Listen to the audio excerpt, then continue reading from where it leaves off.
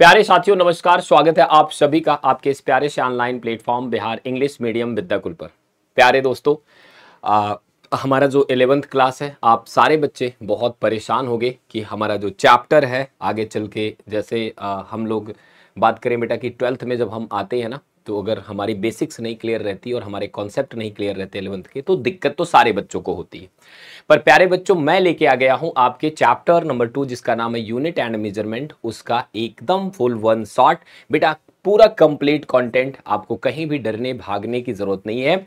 आप प्यार से पेन कॉपी निकाल लो और ये चैप्टर फुल एंजॉय के साथ आप मेरे साथ पढ़ रहोगे। दोस्तों देखो, संघर्ष तो करना पड़ता है जीवन में, हम लोगों को सीखना पड़ता है। और अगर आपने बेटा पेन कॉपी लेके अभी भी इस चैप्टर को अच्छे से सीख लिया तो कोई दिक्कत की बात नहीं। अगर आप सब पढ़ चुके तो आपका एक बढ़िया रिवीजन होगा। और जो बच्चे अभी तक कुछ नहीं पढ़े वो भी इस लेक्चर से बहुत ज्यादा बेनिफिट ले सकते हैं। अपना नोट्स कंप्लीट करके अपना आगे का 12th बढ़िया कर सकते हैं। तो प्यारे बच्चों, इस एनर्जेटिक सेशन में आप सभी का स्वागत है। स्टार्ट करते हैं हम चैप्टर 2 को बेटा, मन लगा के सीखते। और देखो बेटा, चैप्टर 2 इसलिए 12th के लिए इंपॉर्टेंट है, मैं बता दूं साफ साफ, क्योंकि आपको पता है कि यूनिट और मेजरमेंट हर जगह काम में आती है। आप अगर 12th का उठा के देख लो पीवाईक्यू, तो आपको हर जगह यूनिट से पूछा गया है क्वेश्चन। लगभग 8-10 नंबर का क्वेश्चन यूनिट डायमेंशन के खेल से रहता है और ये चैप्टर हमें वही सिखाता है। तो बेटा पूरे कैलकुलेशन यहीं से स्टार्ट होती है। बिना यूनिट एसआई में कन्वर्ट किए हम कैलकुलेशन नहीं कर पाते हैं। तो साथियों, स्टार्ट करता हूं मैं यूनिट एंड मेजरमेंट को। प्यारे बच्चों, जब हम इस चैप्टर को स्टार्ट करते हैं तो हम ये देखते हैं कौन कौन से टॉपिक हैं जिन्हें हमें सीखना है। तो आप सभी लोग देख सकते हो कि इसका इंट्रोडक्शन पार्ट, कि हमें इन टॉपिक्स को ही यहां पे पढ़ना है मन लगा के पूरा। अब इसमें बहुत सारे सब टॉपिक्स आएंगे, बीच में बहुत सारा खेला होगा, लंबा है, ठीक है, लेकिन घबराना नहीं, धैर्य से पढ़ना है। आपको मैं ऐसा कंटेंट दूंगा बेटा कि आपको डरने की जरूरत ही नहीं पड़ेगी। आप आराम से लेक्चर को स्मूथली देखो और मस्त एंजॉय करो। हाँ, लेकिन कहीं पे भी अगर नहीं आए तो कमेंट कर सकते हो, ठीक है। तो प्यारे बच्चों, यहां पे सबसे पहले अगर हम लोग बात करें कि इस चैप्टर में हमें जो है इंट्रोडक्शन करें बेटा पहले फिजिकल क्वांटिटी से। तो दोस्तों देखो, जो हमारी फिजिकल क्वांटिटी होती है उन्हें कहते कैसे, मतलब फिजिक्स में फिजिकल क्वांटिटी का रोल होता है। अब ये फिजिकल क्वांटिटी क्या होती है बेटा? फिजिकल क्वांटिटी जो होती है बेटा, वो हमें फिजिक्स, जैसे देखो जब हम कोई काम शुरू करते हैं बेटा, कोई भी चीज पढ़ने जाते हैं तो हमें उसकी लैंग्वेज सीखनी पड़ती है। वैसे बेटा ये फिजिकल क्वांटिटी कहो तो फिजिक्स की लैंग्वेज है। अगर आप फिजिक्स पढ़ने जा रहे हो और आपको फिजिकल क्वांटिटी नहीं पता तो आप नापोगे किसको? आप कैलकुलेशन कैसे करोगे? आप इक्वेशन कैसे बनाओगे? आप समझोगे कैसे फिजिक्स को? तो बेटा फिजिकल क्वांटिटी क्या होती है, अगर बेसिक कहा जाए, हेल्प्स, ये हमें हेल्प करती है बेटा, हेल्प्स ना, हेल्प्स, ठीक है बेटा, helps to understand physics, to understand, ठीक है ना बेटा, टू अंडरस्टैंड फिजिक्स। कहीं ना कहीं बेटा हमें फिजिक्स को सीखने में ये मदद करती है मेरे प्यारे बच्चों। अब बात करें बेटा फिजिकल क्वांटिटी किसे कहते हैं, जो कि नापी जा सकती हैं। जैसे मैं तुमसे एक छोटी सी बात कहूं बेटा, अगर मैं आपसे कहूं मैं कितना गुस्सा हूं या मैं कितना खुश हूं, ठीक है, या मेरे अंदर कितना ज्ञान भरा, आप नाप सकते हो क्या? नहीं। तो बेटा इमोशंस को नहीं नापा जा सकता है, जिसे नापा जा सकता है बेटा उन्हें हम कहते हैं फिजिकल क्वांटिटी। फिजिक्स उसे फिजिकल क्वांटिटी नहीं मानती जिसे नहीं नापा जा सकता है। तो फिजिकल क्वांटिटी वो होती है बेटा जिन्हें नापा जा सके। ये प्रॉपर्टी आप स्लाइड टू स्लाइड हमसे सीखते चलोगे, ठीक है ना। अब साथियों बात करें, देखो जैसे मैं सिंपल बात करूं बेटा कि आप देखो, क्या हम लोग मांस को नाप सकते हैं? यस, बिल्कुल नाप सकते हैं। आप जाते हो हलवाई के यहाँ या फिर आप किराने की दुकान पे जाते हो, भैया 100 ग्राम मूंगफली का दाना दे दो, 1 किलो दे दो, 2 किलो दे दो, चावल दे दो, आटा दे दो, वो नाप के प्रॉपर आपको बता देता है, ठीक है। तो बेटा जिन्हें हम नाप सकते हैं, अच्छा क्या हम बेटा नाप सकते हैं, क्या हम खुशी को नाप सकते हैं? नहीं, हम खुशी को नहीं नाप सकते हैं, ठीक है ना।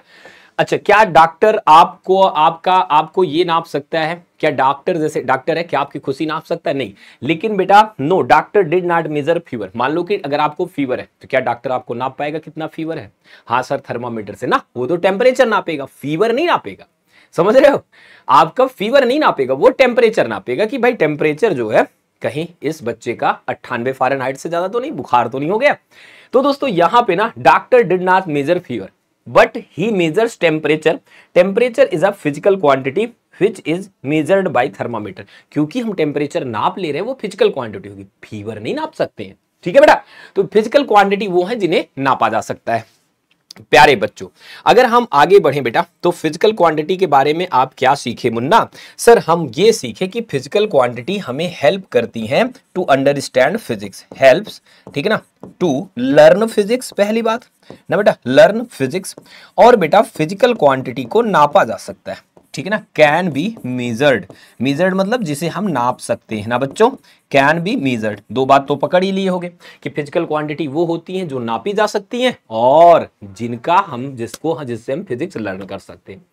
अब मैंने दीवार पे मुक्का मारा, मैंने कहा कि बताओ कितने न्यूटन का फोर्स लगा, कितने कितने न्यूटन की एक्शन रिएक्शन यहां पे जनरेट हुई, समझ रहे हो, हमारा वेट कितना है, हमारा टेम्परेचर कितना है, नापो और फिजिक्स पढ़ो। तो फिजिकल क्वांटिटी फिजिक्स पढ़ने में हेल्प करती है, वो नापी जा सकती है, कैन बी मेजर्ड, ठीक है बेटा। अब प्यारे बच्चों यहां पे अगर मैं बताऊं कि फिजिकल क्वांटिटी कितने तरीके की होती है, दो तरीके की होती है बच्चों। देखो बात बहुत साफ है, कुछ फिजिकल क्वांटिटी ऐसे हैं जिन्हें अपनी पहचान बनाने की जरूरत ही नहीं है, उन्हें हम फंडामेंटल कहते हैं। जो फंडामेंटल के बेटे बेटियां हैं उन्हें हम कहते हैं डिराइव्ड फिजिकल क्वांटिटी। आप देख पा रहे हो उधर लिखा है डिराइव्ड फिजिकल क्वांटिटी, इधर फंडामेंटल फिजिकल क्वांटिटी। तो जो फिजिकल क्वांटिटीज हम नाप सकते, नाप तो दोनों करेंगे हम लोग, लेकिन ये भी दो तरह की होती है फिजिकल क्वांटिटीज, एक जिन्हें नापा जा मतलब एक जो हमारे पास ऑलरेडी अंडरस्टूड है बेटा, जिनके मैं नाम लिख देता हूं, ठीक है ना बेटा, जिनके मैं नाम लिख देता हूं आपके सामने। जैसे आप कहते हो बेटा टेम्परेचर ना, प्यारे बच्चों बताओ टेम्परेचर आप नाप पाते हो? यस सर, ये फंडामेंटल है बेटा।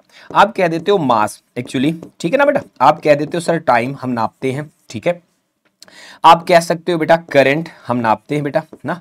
आप कहते हो बेटा अमाउंट ऑफ सब्सटेंस ना, amount of substance, amount of substance या मटेरियल आप नापते हो मोल में बेटा, ठीक है ना। और अगर बात आती है बेटा आप कह देते हो ल्यूमिनस इंटेंसिटी, क्या कह देते हो बच्चों?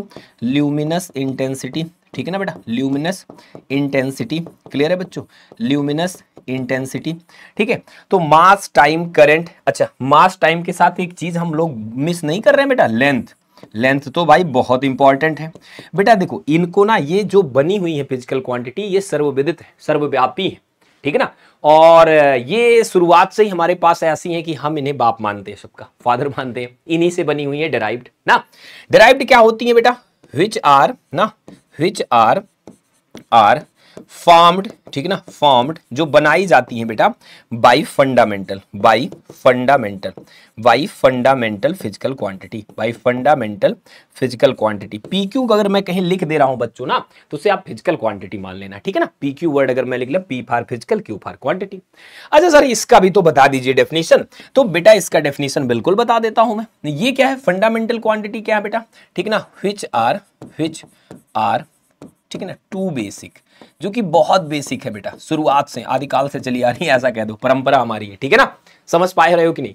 तो बेटा अब देखो कोई चीज बनाते साइंटिस्ट है, कोई चीज जो है जो इंप्लीमेंट साइंटिस्ट करते हैं, तो ये इतनी इजी सरल है जो हमारे डेली लाइफ में देखने को मिलती है। देखो हमारे बॉडी का कुछ टेम्परेचर है, हमारा कुछ मास है, हम कुछ टाइम देख के ही कुछ घटना पहचानते हैं, हम आसपास अपने करंट देखते हैं, हम अपने आसपास देखते हैं मटेरियल के कितने बेटा नंबर्स हैं, कितने उसके मालिक्यूल्स हैं, और बेटा हम देखते हैं कि कितना कोई बल्ब चमक रहा है, कितना किसी में ग्लो है, ठीक है। और हम कहीं ना कहीं बेटा नापते हमारी लंबाई कितनी है, 5 foot 7 inch, 5 foot 8 inch, 6 foot, ठीक है ना, कहते हैं ना। तो ये बहुत फंडामेंटल है बच्चों, फंडामेंटल में ही चली गई, और जिनको इनकी मदद से बनाया जाता है उन्हें हम डिराइव्ड फिजिकल क्वांटिटी कहते हैं। अब बात आती है कि देखो अगर डिराइव्ड की बात करें बेटा, यहाँ पे थोड़ा और बता देता हूँ। देखो फंडामेंटल में जैसे मास, लेंथ, टाइम बेसिक हो गया बेटा, लेकिन आप सभी ने सुना होगा बेटा स्पीड। स्पीड बराबर क्या कहते हो बेटा? आप डिस्टेंस बटे टाइम लिखते हो ना, आप क्या लिखते हो? डिस्टेंस बटा टाइम ही तो लिखते हो स्पीड को बेटा। डिस्टेंस बटा क्या लिखते हो मेरे प्यारे बच्चों? टाइम लिखते हो। तो आप कहते हो गुरुजी डिस्टेंस तो लेंथ है, ओ हो और यहाँ पे टाइम है। बेटा आप खुद बताओ क्या लेंथ और टाइम पापा नहीं है स्पीड के? जी सर, लेंथ और टाइम जो है पापा है स्पीड के। मतलब स्पीड बच्चा हुआ तो कहां से ये पैदा हुआ? लेंथ और टाइम से ही पैदा हुआ। तो जो फंडामेंटल से बना हो उसे आप क्या नाम दोगे? Derived physical quantity. I think यहां तक कॉन्सेप्ट आपका बन गया होगा कि फिजिकल क्वांटिटी किसे कहते हैं बेटा ना। अच्छा, आपको एक बात बता दे, जो बेटा फिजिकल क्वांटिटी होती है उनको लिखने का एक तरकीब होता है। जैसे मैंने लिख दिया लेंथ ना, लेंथ बेटा 100 सेंटीमीटर। तो जब भी बेटा हम 100 मीटर मान लो मैंने लिख दिया, तो जब भी बेटा हम कोई फिजिकल क्वांटिटी लिखते हैं तो इसमें दो बात आती है, एक न्यूमेरिकल वैल्यू, एक यूनिट। अभी हम आगे बात करेंगे। अब यहाँ पे आप बताओ न्यूमेरिकल वैल्यू कितनी है, 100 है, और यूनिट क्या है बेटा, मीटर है। समझ रहे हो ना, यूनिट क्या है बच्चों, मीटर। तो फिजिकल क्वांटिटी में दो चीज लगती है, एक न्यूमेरिकल वैल्यू और एक उसकी यूनिट। तो आप समझ गए होंगे। अब हम न्यूमेरिकल वैल्यू और यूनिट पे चर्चा करने चलेंगे। तो चलो देखते हैं साथियों कि यहाँ पे देखो फिजिकल क्वांटिटी, जैसे हमारा मास, लेंथ, टाइम, ये हो गया बेटा, और इससे बनी वेलोसिटी, फोर्स, वर्क। ठीक है ना दोस्तों, यहाँ पे आपके पास और एग्जांपल्स हैं। अब बच्चों आती है बात मेजरिंग ऑफ फिजिकल क्वांटिटी। पहले हम कैसे नापते थे जानते हो? हम जब अपने घर पे रहते थे तो एक बार मेरे घर पे तखत बन रहा था। तखत समझते हो? खुद जो है वो तख्ता आप जानते होगे आई थिंक, ठीक है ना, जिस पे हम लोग सोते हैं। तो बताएं कि जो मिस्त्री होते हैं जो उसको बना रहे होते, तो वो पता लगा हाथ से ही नाप दे रहे हैं कि इतने, बित्ता बोलते हैं इसको ना, अपने अपने भाषा में बोलते हैं, नाप दिया। तुम लोग बुक को नाप देते हो, कहते हो कि ये मेरा मुंह इतना लंबा है, बड़ा चौड़ा मुंह है, ये ऐसे है, ठीक है, ये चेस्ट मेरी इतनी लंबी है, ये मेरा हाथ इतने बार आ रहा है, ठीक है, या इस पेन से नाप दिए। तो जिस चीज के मदद से हम नापते हैं उसे यूनिट बोलते हैं एक्चुअली। लेकिन हैंड स्पैन से नाप दिया, फुट स्पैन से नाप दिया, ठीक है, पता लगा कि कहें कि भैया चल के आओ, बताओ ये कितनी लंबी दीवार है, तुम चले ऐसे ऐसे करके ना, और चलते चलते चले गए, बोले 100 बार आया है, तब 100 जो वाक में हमारा ये कंप्लीट हो गया। 100 जो हमारी है ये पग है, इसे पग बोलते हैं ना। एक बार ऐसे किया, दो बार किया, 100 बार किए तो ऐसा आया, 100 पग लंबाई है। लेकिन बेटा स्टैंडर्ड तो ये नहीं है कि भाई अब पता लगे कि कोई बहुत लंबा आदमी है, ठीक है, अमिताभ बच्चन जैसा, वो पता लगा कि 90 बार में ही नाप दिया और तुम्हारा जो है 100 बार लग रहा है। तो ये स्टैंडर्ड तो नहीं है बेटा। तो जब हम मेजर करने जाते हैं किसी फिजिकल क्वांटिटी को बेटा, तो हमें जरूरत पड़ती है किस चीज की बच्चों, यूनिट की। यूनिट ऐसी जो सर्वव्यापी हो, जो सब कोई जान रहा हो। आज की डेट में आप जानते हो मीटर, मीटर स्टैंडर्ड है, ठीक है बच्चों। तो ये जो पुरानी परंपरा है, आओ देखते हैं इसकी कहानी क्या है बच्चों। आप देख लो कि ये कोई बुक है, अब पता लगा ऐसे हाथ से ही नाप रहे हो इस बुक को, ठीक है बच्चों। तो ऐसा नहीं होता है दोस्तों। देखो मेजर जब हम करते हैं बेटा फिजिकल क्वांटिटी को, तो हम कंपैरिजन करते हैं। जैसे बच्चों मैं कह दूं कि मान लो लेंथ ऑफ ना बेटा, लेंथ ऑफ ना अ रॉड, ठीक है ना बेटा, कितनी है मान लो बेटा, रॉड कितनी है, 100 मीटर, मान लो 100 मीटर है। ये मैंने लेट किया, मैंने कहा बेटा एक रॉड है, बहुत बड़ी रॉड है भाई, 100 मीटर की, यार इतनी बड़ी रॉड पॉसिबल नहीं, बड़ा अजीब एग्जांपल है, ठीक है। या कोई रोड की लंबाई है, रॉड मैंने यहाँ पे लिख दिया, ठीक है, या रोड ही लिख लो भाई, ठीक है ना। पता लगा बेटा कि दिक्कत हो जाएगी, नहीं तो, ठीक है ना, दिक्कत इसलिए हो जाएगी क्योंकि आप कहोगे कि सर इतना बड़ा कौन सा रॉड होता है, 1-2 मीटर चलता है। तो इसका मतलब बेटा ये जो 100 मीटर, इसमें 1 मीटर कितनी बार है, 1 मीटर बेटा है 100 टाइम्स। कितने टाइम्स है बेटा, 100 टाइम्स। कितने टाइम से बेटा, 100 टाइम। 1 मीटर 1 मीटर 1 मीटर कितनी बार है, 100 बार है, तब जाके 100 मीटर जा रहे हो ना आप। तो आप कहोगे गुरुजी यही 1 मीटर नपना है असली, यही तो यूनिट है, समझ रहे हो। अच्छा ये यूनिट स्टैंडर्ड होनी चाहिए, अभी चर्चा होगी इस पे हमारी। क्या आपको समझ में आ रहा है बेटा? तो कमेंट सेक्शन में लिख भी देना आप वीडियो जैसे ही देखते हो, ठीक है बच्चों। आप देखो, देखो बेटा आप क्या करते हो, अब देखो यहां पे ना कंपैरिजन करते हो। मान लो इस लैडर की ही लेंथ नापनी है बेटा, ठीक है ना, तो आप क्या करते हो, इसको छोटे छोटे पार्ट से क्या करते हो बेटा, कंपैरिजन करते हो। बिना कंपैरिजन करके आप फिजिकल क्वांटिटी को नाप नहीं सकते। अब मान लो बेटा कुछ स्टैंडर्ड रेफरेंस मैं दे रहा हूं, ठीक है, जैसे ये 2 किलो का बाट है, ये 1 किलो का बाट है, यहाँ पे 500 ग्राम 200 ग्राम 5 किलो वाले बाट रखे। 5 किलो वाला तो कोई नहीं है, ये 1 किलो का, आधा किलो का है, 500 ग्राम 300 ग्राम 400 ग्राम। आप देखते होगे नापने के लिए बेटा हम इसका यूज करते, किसका यूज करते, ये हमारा जो रहता है मीटर बैंड जो हमारा होता है, इसकी मदद से हम नाप लेते हैं। मिस्त्री लोग अक्सर इसको यूज करते हैं बच्चों, ठीक है। तो नापने के ये यंत्र है बेटा। अब देखो यहां पे प्यारे साथियों एक चीज समझने की कोशिश करोगे, सबसे इंपॉर्टेंट कि जो भी हमारी फंडामेंटल फिजिकल क्वांटिटी या डेराइव्ड फिजिकल क्वांटिटी है, उसमें नापने के लिए जब भी हम फिजिकल क्वांटिटी को लिखना चाहे पसंद करेंगे बेटा, पीपी फॉर फिजिकल क्वांटिटी, तो एक न्यूमेरिकल वैल्यू होगी, ये एक यूनिट होगी। जो मैंने अभी आपको बताया है कि मान लो लेंथ 28 मीटर है बेटा, तो मैग्नीट्यूड या न्यूमेरिकल वैल्यू यहाँ पे 28 है बेटा, और यूनिट हमारी क्या है बच्चों, यहाँ पे मीटर है, ठीक है ना। तो कोई भी फिजिकल क्वांटिटी जो होती है बेटा, वो न्यूमेरिकल वैल्यू और यूनिट को अपने साथ रखती ही रखती है, बिना उसके तो हम उसकी कोई पहचान नहीं कर सकते हैं। साथियों यहां पे अब बेटा बात आती है कि मैग्नीट्यूड ऑफ n1 n2। यहां पे एक चीज मैं बताता हूं बेटा। अच्छा, कितने बच्चे ये जानते हैं, मान लो मैंने नापा 2 मीटर ना, एक बात लेना बेटा, मान लो मैंने एक लेंथ ली बेटा और उसे मैंने नापा 2 किलोमीटर, ठीक है बच्चों, ओके। 2 किलोमीटर मतलब बेटा होता है 2000 मीटर। अब बड़ा प्यार से समझना, आप अगर अपने बेसिक से कुछ स्ट्रांग हो तो यहां पे बेटा 2 न्यूमेरिकल वैल्यू है और किलोमीटर यूनिट है ना, समझ रहे हो। और यहां पे बेटा 2000 न्यूमेरिकल वैल्यू है, 2000 न्यूमेरिकल वैल्यू है और मीटर हमारी क्या है बेटा, यूनिट है। तो आप एक चीज देख रहे हो बेटा, अगर न्यूमेरिकल वैल्यू बढ़ती है तो यूनिट छोटी होती है, अगर बेटा न्यूमेरिकल वैल्यू बढ़ती है तो यूनिट क्या होती है बेटा, छोटी होती है। इसीलिए कहा जाता है n1 u1 बराबर n2 इंटू u2। ये बढ़िया इक्वेशन है, n1 u1 बराबर n2 इंटू u2। मतलब देखो ये n1 ये u1 ये n2 ये u2। समझ रहे हो मेरी बात को, इतना तो आपको पकड़ में आ ही रहा होगा कि n1 u1 बराबर n2 u2 का मतलब हुआ पहले न्यूमेरिकल वैल्यू छोटी अगर है तो बाद में न्यूमेरिकल वैल्यू बड़ी हो रही है, तो पहले यूनिट बड़ी है तो बाद में यूनिट छोटी हो रही है। पर ये कॉन्सेप्ट हमारा चलता है कन्वर्जन में, n1 u1 बराबर क्या होता है बेटा, n2 u2। n1 क्या है, पहली बार मान लो पहला हमारा न्यूमेरिकल वैल्यू है, u1 क्या है, हम यूनिट कोई ले रहे हैं उसको दूसरे में कन्वर्ट कर रहे हैं तो न्यूमेरिकल वैल्यू कुछ और आ रही, यूनिट अब हमें बदल दिया है, ठीक है बेटा। तो ये जो प्रिंसिपल है बेटा हमारा कि magnitude of physical quantities n1 u1 unit n2 in u2, तो बेटा ये हमारा एक तरकीब है, समझ रहे हो दोस्तों। चलो अब बेटा देखो, find the physical quantity length in foot. अब देखो बेटा यहां पे बहुत सिंपल सा एक न्यूमेरिकल करके आप अपने आप को स्ट्रॉन्ग कर सकते हो, बेसिक सी बात है, कोई कठिन नहीं है बच्चों। ये आप कहोगे यहां से कौन न्यूमेरिकल करता है, कर सकते हो बेटा। देखो बच्चों, जो 1 फीट होता है वो 3.28 मीटर होता है, तो कह रहा है 28 मीटर की लेंथ कितने फीट के बराबर होगी। तो आप यहां अगर 28 मीटर लिख रहे हो बेटा तो मान लोगे कि आप ये n फीट के बराबर है, n फुट के बराबर है। तो 1 फुट किसके बराबर हो जाएगा बेटा, 1 फुट किसके बराबर हो जाएगा बच्चों, ये हो जाएगा 28 डिवाइडेड बाई क्या हो जाएगा बेटा, 1 फीट हमारा बराबर हो जाएगा n के, ठीक है ना। या n बराबर 1 फुट के हो जाएगा, या n बराबर क्या हो जाएगा बेटा 28 बटे में 1 फुट। और 1 फुट की वैल्यू हमने यहाँ पे आपको दे रखी कितना 3.28। तो बेटा ये 28 हो गया डिवाइडेड बाई 3.28 कर दिए, तो इतना हमारा न्यूमेरिकल वैल्यू आ जाएगा, ठीक है बेटा। समझ रहे हो कि नहीं। तो n बराबर हो गया बेटा 91.84। देखो 28, हाँ इसको देखो कन्वर्ट करने का तरकीब देखो बेटा, फिट में मान लो कन्वर्ट करना आपको, आप सारे बच्चों के सिर्फ फिट में कन्वर्ट करना है। तो यहाँ पे लिखा है बेटा 28 मीटर, ठीक है ना बेटा, क्या लिखा है यहाँ पे 28 मीटर, n फुट के बराबर है।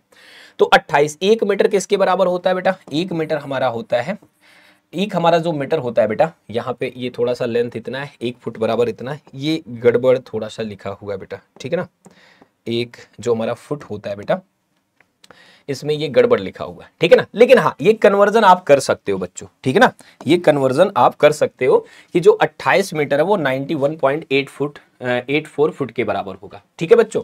कि कैसे, देखो 28 इंटू 3.28 कर दिए, ठीक है ना, और ये जो है हमारा फुट कर दिए तो n फुट के बराबर हो गया, n हमारा हो गया 91.84।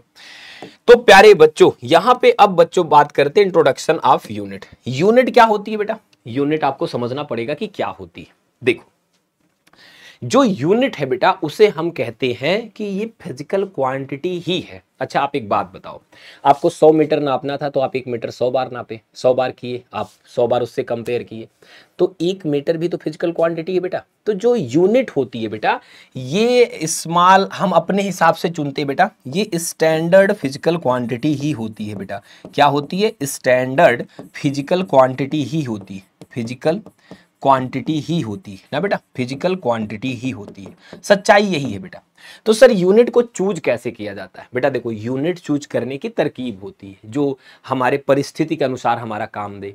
अब जैसे अगर बात करें बच्चों कि हम लोग पढ़ते हैं कि बहुत सारे माइक्रो ऑर्गेनिज्म होते हैं, उन्हें माइक्रोमीटर में नापा जाता है, तो वहां तो आप किलोमीटर नहीं लाओगे ना, आपकी लंबाई है तो उसे आप मीटर में या फिट में नापते हो, छोटे यूनिट में नापते हो ना, उसे किलोमीटर में तो नापोगे नहीं अपनी लंबाई को। आपको एक रोड की डिस्टेंस नापनी है तो अब आप उसको अगर सेंटीमीटर में नापोगे, मिलीमीटर में नापोगे तो बहुत ज़्यादा हो जाएगी, तो हम उसके लिए स्टैंडर्ड सेट करते हैं। तो प्यारे बच्चों, इसीलिए कहा जाता है कि जो हमारी यूनिट होती है वो हम वेरिएबल होती है, समझ रहे हो ना, वो वेरिएबल होती है। अब वेरिएबल का मतलब क्या हो गया, वो इस बेस पे वेरिएबल होती है कि जहां हमें जैसी रिक्वायरमेंट होती है वहां हम वैसी यूनिट का इस्तेमाल करते हैं। जैसे मैंने बताया, आप अपनी लंबाई किलोमीटर में तो नापोगे नहीं, और आप रोड की लंबाई बेटा सेंटीमीटर में भी नहीं नापोगे, माइक्रोमीटर में भी नहीं नापोगे कि बहुत ज़्यादा होती है।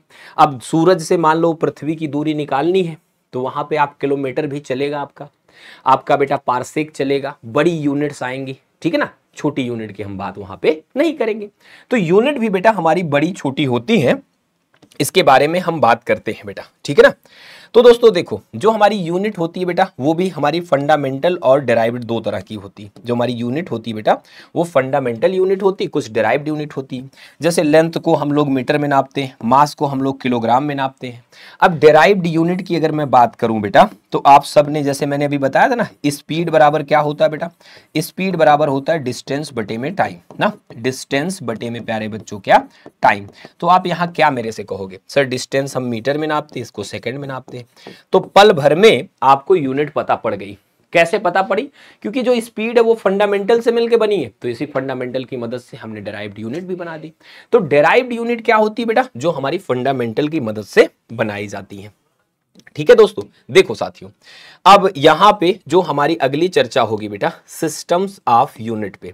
तो प्यारे बच्चों, यहां पे सिस्टम्स ऑफ अगर यूनिट की बात करें तो दोस्तों यहां पे कंप्लीट सेट ऑफ यूनिट की अगर हम बात करें बेटा, तो देखो कितनी है हमारे पास बेटा सिस्टम ऑफ यूनिट हमारी, एमकेएस, सीजीएस, एफपीएस, ठीक है ना। एमकेएस में बेटा ये जो नाम और सिंबल है ना बच्चों, ये हमारे मास ना बेटा, मास, लेंथ और टाइम को देखकर बनाते हैं, ठीक है ना बेटा, मास, लेंथ और टाइम। जैसे बेटा एमकेएस का मतलब हो गया, मास को हम लोग नापेंगे किलोग्राम में, और लेंथ को हम लोग नापेंगे मीटर में, और टाइम को हम लोग नापेंगे सेकंड में। समझ रहे हो बात को। तो ये मीटर किलोग्राम पद्धति हो गई, metre kilogram and second respectively. CGS में बेटा हम लोग अगर नापते हैं तो सीजीएस का फंडा क्या होता है बच्चों, सी फॉर सेंटीमीटर ना बेटा, सी फॉर सेंटीमीटर, ठीक है ना बच्चों, सी फॉर सेंटीमीटर, और जी फॉर ग्राम, मास को ग्राम में ले लो बच्चा, और सेकंड इसमें भी रहने दो टाइम के लिए, ठीक है ना बेटा। एफपीएस ये हमारी जो है बेटा ब्रिटिश पद्धति एफपीएस, इसमें बेटा फुट, पाउंड और सेकंड का यूज करते हैं, ठीक है ना। यहाँ पे क्या यूज करते हैं बेटा, फुट, इसको लेंथ नापते हैं, पाउंड बेटा मास को नापते हैं ना, पाउंड, और बेटा यहाँ पे सेकंड। प्यारे बच्चों, आप पता है अभी भी हम कहते हैं कि हमारे जो मस्तिष्क का द्रव्यमान होता है फला पाउंड होता है। और बहुत पुरानी किताब आपने पढ़ी, जूलियस सीजर, कभी पढ़ा होगा आपने, नाटक कहानी जो भी है, उसमें वो कौन सा करेक्टर रहता, कहता इतना पाउंड इनके शरीर से हमें गोश्त चाहिए, मतलब ये हमारी मास की यूनिट होती पाउंड, ठीक है बेटा। तो यहाँ पे ये हमारे सिस्टम ऑफ यूनिट्स है बेटा। अब आप यहाँ पे देख सकते हो दोस्तों, ठीक है, ये सारी चीजें आप बहुत अच्छे से समझ सकते हो, ठीक है बेटा। अब बात आती है दोस्तों कि हमारी सबसे बेहतरीन पद्धति क्या है बेटा, एसआई सिस्टम, ठीक ना, एसआई सिस्टम है। एसआई सिस्टम बेटा ये सर्वविदित है, सर्वव्यापी है। यहाँ पे स्टैंडर्डाइजेशन जो किया गया, ठीक है ना, यूनिट सिस्टम का जो स्टैंडर्डाइजेशन किया गया, इस बेस पे बेटा सारी चीजें मैं क्रिस्टल क्लियर करता हूँ कि भैया हमने ये कहा कि मीटर जो हमारा है स्टैंडर्ड है लेंथ के लिए, ठीक है ना बेटा, और जो हमारा मास, किलोग्राम हमारा मास के लिए हो गया, ठीक है ना बेटा, किलोग्राम हमारा किसके लिए हो गया बेटा, मास के लिए हो गया। टाइम के लिए जो आया बेटा वो सेकेंड आया, ठीक है ना बेटा, टाइम के लिए क्या आया, सेकंड आया।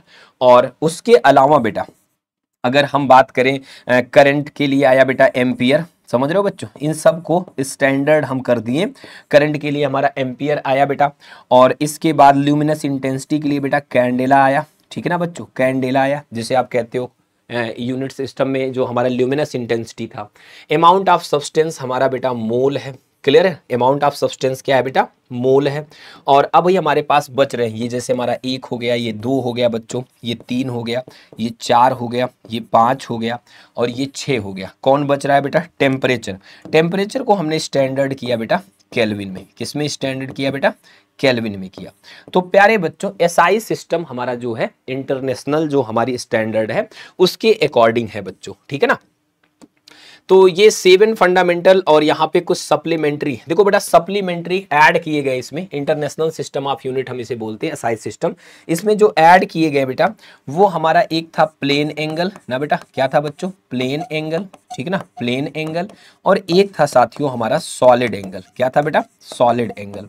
अब आप कहोगे प्लेन एंगल क्या होता और सॉलिड एंगल क्या होता, तो अभी हम इस पे चर्चा करेंगे। हालांकि प्लेन एंगल को बेटा हम लोग रेडियन में नापते हैं, किस में नापते हैं बेटा, रेडियन में नापते हैं, और इसको हम स्टेरेडियन में नापते हैं, किस में नापते हैं बेटा, स्टेरेडियन में नापते हैं। समझ रहे हो बात को, स्टेरेडियन में नापते हैं। तो इसको आरडी ऐसे लिख दिया जाता है, इसको एसटीआर लिख दिया जाता है। क्लियर है बेटा, ये इनकी हमारी स्टैंडर्ड यूनिट में ये चलते हैं। अब बच्चों यहाँ पे बात आती है कि इनका सिंबल क्या है। जैसे फंडामेंटल में अगर हम पहुंचे, लेंथ हमारी मीटर में, इसका सिंबल m है बेटा, और यहाँ पे देख सकते हो, यहाँ पे mass kilogram KG, time second s से, इलेक्ट्रिक करंट एम्पियर a से, टेम्परेचर केल्विन k से, और amount of substance mole, mole ऐसे लिख देते हैं, कैंडेला cd से रिप्रेजेंट कर देते हैं। और यहाँ पे डेराइव्ड का जो मैंने बताया बेटा रेडियन ना, जिसमें हमने कहा बेटा सप्लीमेंट्री और स्टेरेडियन। बाकी तो सब डेराइव्ड भी आप जानी जाओगे अभी समय के साथ, ठीक ना। जैसे आपको मैंने स्पीड का बताया वो डेराइव्ड फिजिकल क्वांटिटी है बच्चों। राइट नाउ प्यारे बच्चों, आपको दो चीजें मैं अच्छे से समझा देता हूं। एक हमारा होता है बेटा प्लेन एंगल। प्लेन एंगल क्या होता है बेटा, ये होता है आर्क बटे में रेडियस ना। जैसे एक सर्कल है, सर्कल पे यहाँ पे हमने एक आर्क ले लिया और ये पॉइंट ले लिया, तो यहाँ एंगल जो बन रहा है बेटा, वो ये जो आर्क बेटा यहाँ पे सेंटर पे एंगल बना रहा है, ये एंगल हमारा कहलाता प्लेन एंगल। प्लेन एंगल की क्या डेफिनेशन है बेटा, प्लेन एंगल की डेफिनेशन है बेटा आर्क बटे में रेडियस, आर्क बटे में रेडियस। क्लियर है बेटा, आर्क बटे में रेडियस। प्यारे बच्चों, अगर हम ये कहें दोस्तों कि हमारे पास 1 मीटर लंबा आर्क है, ये जो आर्क है बेटा अगर 1 मीटर लंबा है और जो इसकी रेडियस वो भी 1 मीटर है बच्चों, तो हम कहेंगे कि 1 मीटर लंबा आर्क और 1 मीटर लंबी अगर हमारी रेडियस हो जाए तो ये बराबर हो जाएगा 1 रेडियन के। किसके बराबर हो जाएगा बेटा, 1 रेडियन के। किसके बराबर हो जाएगा, 1 रेडियन के। तो 1 रेडियन वो सॉलिड एंगल है, ये वो प्लेन एंगल है बेटा जो कि हमारा बनता है 1 मीटर लंबे आर्क और 1 मीटर रेडियस से। क्लियर है बच्चों। यहाँ पे बच्चों एक और होता है सॉलिड एंगल। सॉलिड एंगल बराबर होता है बेटा एरिया और बटे में यहाँ पे रेडियस का स्क्वायर। जैसे आप देख रहे हो कि एक स्फेयर आपको दिखाई दे रहा होगा यहाँ पे। अब स्फेयर जो दिख रहा है ये गुब्बारा जैसा, अब बॉल जैसा, इसका कोई एरिया बेटा इस सेंटर पे जितना एंगल बना रहा है उसे हम सॉलिड एंगल कहते हैं। इसे 3D में आप इमेजिन करते हो ना, ये सॉलिड एंगल है बेटा। क्लियर है। एक्चुअली होता क्या है बेटा, अगर कोई हमारी ऑब्जेक्ट है ऐसे कुछ है ना, तो ये किसी पॉइंट पे जो कोड बना रही ना बेटा, इसे हम 3D में इमेजिन करें, यहाँ पे कुछ ऐसे बेटा, समझ रहे हो, तो ये जो एंगल होता है इसे हम सॉलिड एंगल कहते हैं। क्लियर है बच्चों, क्या कहते हैं, सॉलिड एंगल कहते हैं। तो प्यारे बच्चों ये होता है एरिया बटे में रेडियस का स्क्वायर, इसे हम स्टेरेडियन से नापते हैं। क्लियर है। तो इसका फार्मूला क्या होता है बेटा, एरिया बटे में रेडियस का स्क्वायर, एरिया बटे में रेडियस का स्क्वायर। ये हमारा सॉलिड एंगल होता है। कभी ओमेगा से दिखाते, ओमेगा का ये भी हालांकि सिंबल है और ये भी हमारा ओमेगा का सिंबल है, तो इसकी यूनिट होती है बेटा स्टेरेडियन। ठीक है बच्चों। अब साथियों फिजिकल क्वांटिटी में जब हम लोग नापने चलते हैं बेटा, तो हम यहाँ पे मेजरमेंट ऑफ लेंथ करने चल रहे हैं सबसे पहले। ठीक है बेटा। अब प्यारे बच्चों लंबाई को अगर हम नापने चल रहे हैं बेटा, तो आपको मैं पहले बता दूं कि लेंथ को नापते कैसे। ठीक है ना, जो आपके मतलब पैटर्न में है। लेंथ को बेटा डायरेक्ट भी नापा जाता है, इनडायरेक्ट भी नापा जाता है। अगर बेटा हम मीटर स्केल से डायरेक्ट नापते हैं तो मीटर स्केल से इसकी एक्यूरेसी 10⁻⁵ 3 मीटर है। वर्नियर कैलिपर से नापते हैं, ये थोड़ा और एक्यूरेट देती है 10⁻⁴ मीटर। और फिर बेटा स्फेरोमीटर और स्क्रू गेज से नापते हैं 10⁻⁵ मीटर। स्क्रू गेज हमारा यंत्र होता है बेटा। ठीक है ना। तो लंबाई नापने की ये डायरेक्ट मेथड है। इनडायरेक्ट मेथड थोड़ा सा हमारे थ्योरेटिकल पार्ट में आ जाता है, जिसमें हमें इक्वेशन बना के समझना पड़ेगा चीजों को। Measurement of very large distance, ठीक है बेटा, एक्सपेरिमेंटली जैसे प्लैनेट से धरती की डिस्टेंस। ठीक है। और यहां पे दोस्तों measurement of very small distances, diameter of molecule. समझ रहे हो, मान लो कि किसी मॉलिक्यूल का हमें डायमीटर नापना है। अब बात आती है कि गुरुजी ये जो डायरेक्ट मेथड है इसमें मीटर स्केल और ये सब सारी चीजें चलती हैं, तो एक इनको नापते हम मीटर में है बेटा। किस में नापते, मीटर में। आपको पता है बेटा कि 1 मीटर किसे हमने कहा था, 1 मीटर हमने किसे कहा था बेटा, light travels a distance of 1 metre in 1 second. देखो बेटा लाइट यूनिवर्सल है, ठीक है ना, लाइट तो कहीं जा नहीं रही बेटा। लाइट इतना सेकेंड में जो चलती है लेंथ उसे हम 1 मीटर कहते हैं। अब यार ये थोड़ा सा बवाल चीज है कि लाइट चलती है तो लाइट के साथ आप इतना सेकंड भागे, ऐसे शुरू किए लाइट के साथ दौड़ना, अब लाइट की स्पीड कितना चल तो पाओगे नहीं, लाइट अपने आप में यूनिक है। तो लाइट बेटा इतना सेकंड में जो चलती है, कितना सेकंड, इतने में तो मोबाइल नंबर पापा का याद हो जाए तुम्हें, 1/299,792,458 सेकंड। ठीक है बेटा, वैसे ऐसे हम रट्टा मार लेते हैं, इतना सेकंड में 3 की पावर 3 × 10⁸ सेकंड टाइम में जितना लाइट चलती है बेटा उसे हम कहते हैं 1 मीटर। इतने सेकंड में लाइट जो चलती है बेटा उसे हम कहते हैं 1 मीटर। 1 मीटर मतलब 100 सेंटीमीटर स्केल पे आपको दिख रहा होगा। ये आपको समझाने का एक तरीका हो गया बेटा। अब दोस्तों मेजरमेंट ऑफ लार्ज डिस्टेंस पहले हम आज पढ़ने चलेंगे। तो बेटा इसको लार्ज डिस्टेंस कैसे नापी जाती है, जैसे आपसे मैं कह दूं प्लैनेट और star from the earth, parallax method बेटा इसमें यूज करते हैं। पैरेलैक्स क्या है हम बताते हैं आपको। बहुत दूर कोई ऑब्जेक्ट, पहले लेफ्ट आई बंद कर लिया, लोकेशन इंडिकेट किया, फिर इसको खोला राइट को, इसको बंद किया, इसको खोला, फिर इससे हम जब इंडिकेट करते हैं बेटा तो यहां पे आप देख सकते हो, जैसे ध्यान से देखना बेटा। अब बेटा यहां पे ना अगर मैं आपको देखूं, एक बार लेफ्ट से देखे एक बार राइट से देखे, तो आपकी यहां पे जो इमेज बन रही है इसको यहां पे मैं ऐसे समझाता हूं बच्चों। मान लो ये बहुत दूर स्टार है ना, जब आप लेफ्ट और राइट अपना बंद करते हो तो देखते हो एग्जैक्ट लोकेशन आपको कहां फिगर आउट हो पाता है, एग्जैक्ट लोकेशन आप पता कर पाते हो उसकी। थोड़ा लेफ्ट ऐसे वाली बंद करो, जैसे कोई चीज पास आ गई है ना, और इसको खोलो तो देखो, इसको ऐसे बंद करो, समझ रहे हो, इसको ऐसे बंद करो, कोई चीज सामने बहुत दूर है, देखो ऐसे बंद करो, लगता है कुछ पास है, फिर ये वाली करो, फिर तो आपको अगर ये पोजीशनिंग दिख रही बेटा, और यहाँ पे पैरेलैक्स एंगल इसे हम कहते हैं बेटा थीटा है। तो प्यारे बच्चों आप इसे समझना कि यहाँ पे ये पूरा एंगल अगर बेटा थीटा है तो आपको थोड़ा आर्क से समझना पड़ेगा। ये और बटे में ये, मतलब बेटा स्मॉल b और बटे में कैपिटल D बराबर थीटा, ये एंगल आप पता कर पाए तो आप चाहो तो ये भी निकाल सकते हो, आप चाहो तो ये D भी निकाल सकते हो। अगर आप D निकालना चाहते हो तो b बटे में थीटा कर दो, और अगर आप b निकालना चाहते हो तो d थीटा कर दो। यही कहानी हम यहाँ पे समझते हैं, ठीक है ना बेटा। अब सुनो, इसमें भी बेटा कि थीटा की वैल्यू जो b/d आई बेटा, ये 1 से बहुत कम है, क्योंकि ये आपका मान लो बहुत छोटा है और d बहुत बड़ा है। ठीक है बेटा, ये बहुत बड़ा है तो ये 1 से बहुत कम भी हो सकती है।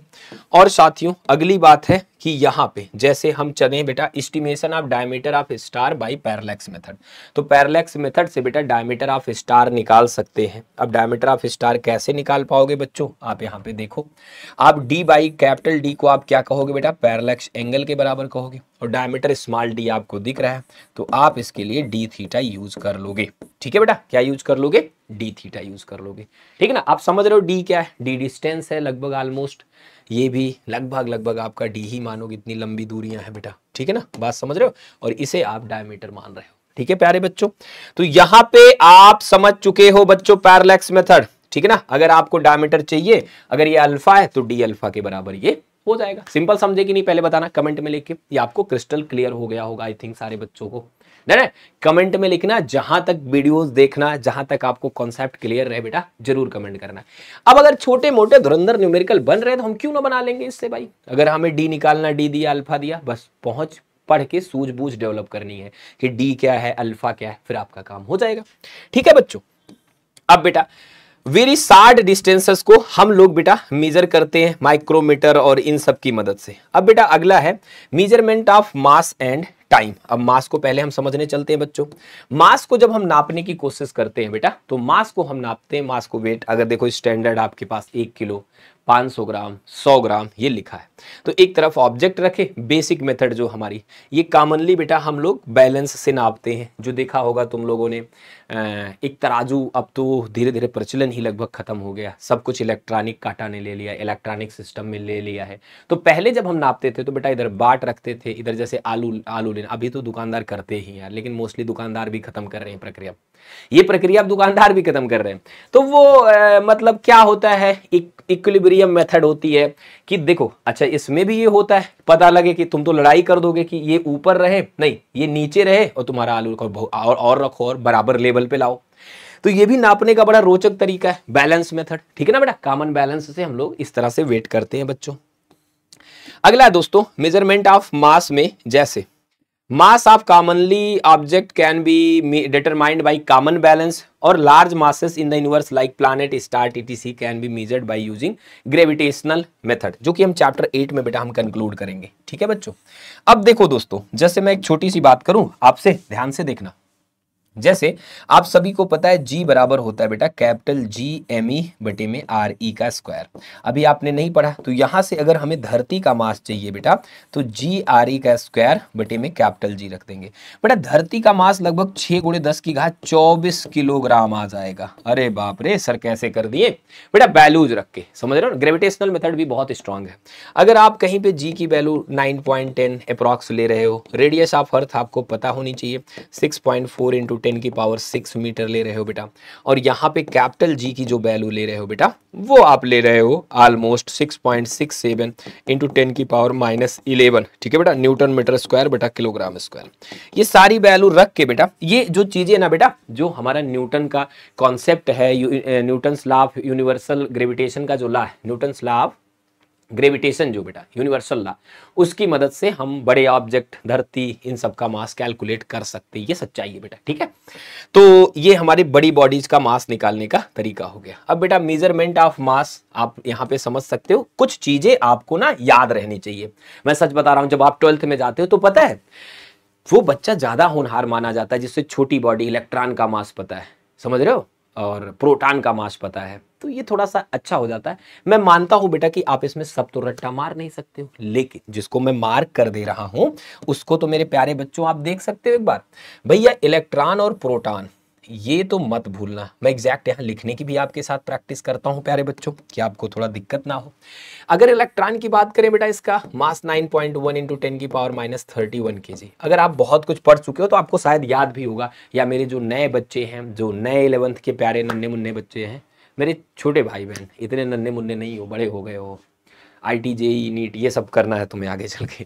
ठीक है, तो आप समझो बेटा कि प्रोटॉन और ये इलेक्ट्रॉन का मास एट लीस्ट बेटा इसको जरूर लर्न कर लेना। ठीक है मेरे प्यारे बच्चे, समझ रहे हो, तो यहाँ पे ये दोनों जरूर कर लेना। और बात आई तो ये सारे बेटा NCERT के हमारे हैं, लेकिन अब मैं ये नहीं कर रहा हूं कि मच्छर का मास नापो, उसकी रेंज क्या है, 10 की पावर में लिखी, देख रहे हो। ह्यूमन हो गया, ग्रेप जैसे हम कहते हैं, कपी, ग्रेप मतलब जानते हो, कपी बंदर का अपर आप मान सकते हो। ठीक है, कपी शायद आपने सुना। मिल्की वे गैलेक्सी, ऑब्जर्वेबल यूनिवर्स, मॉस्किटो, भाई मच्छर का मास तो अगर देखो तो रेंज इसकी आ रही 0.0001, जिसको हम लोग चटनी कर देते हैं ऐसे करके, समझे बात को। रेन ड्रॉप, पानी की बूंद जो हमारी होती, डस्ट पार्टिकल, तुमसे अक्सर डस्ट पार्टिकल से मुलाकात हो जाती होगी ना जब स्कूल से घर जाते हो। कितना है देख रहे हो, 9 डिजिट तक ले जाएंगे, फिर 1 लिखेंगे, 8 बार 0 करके 1 लिखेंगे। अब बेटा आप बात आती है कि मेजरमेंट ऑफ टाइम कैसे करते, तो टाइम का भी हम लोग देख लेते हैं, मेजरमेंट ऑफ टाइम कैसे करते।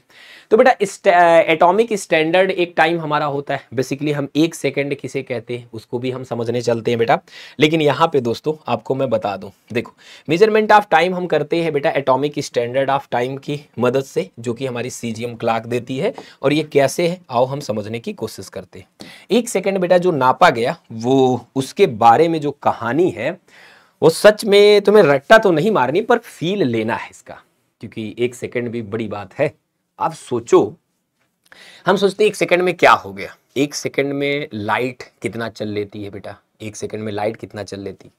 1 सेकेंड में लाइट यार चल लेती है लगभग 3 लाख किलोमीटर। बड़ी बात है बेटा, 3 lakh metre, I am so sorry, 3 lakh metre, 3 lakh kilometre, 3 lakh बेटा किलोमीटर। लाइट 1 सेकेंड में लगभग 3 लाख किलोमीटर चल लेती है। मतलब 3 और लाख मतलब 10 की पावर 5, किलोमीटर मतलब 10 की पावर 3। तो बेटा ये हो जाता है 3 × 10 की पावर 8 मीटर चल लेती। लाइट 1 सेकेंड में कितना चलती है, 3 × 10 की पावर 8 मीटर। 1 सेकेंड इतनी बड़ी बात है कि यार कोई 3 लाख किलोमीटर चला गया, समझ रहे हो। 1 सेकंड बीता, 3 लाख किलोमीटर चली गई लाइट, बाप रे।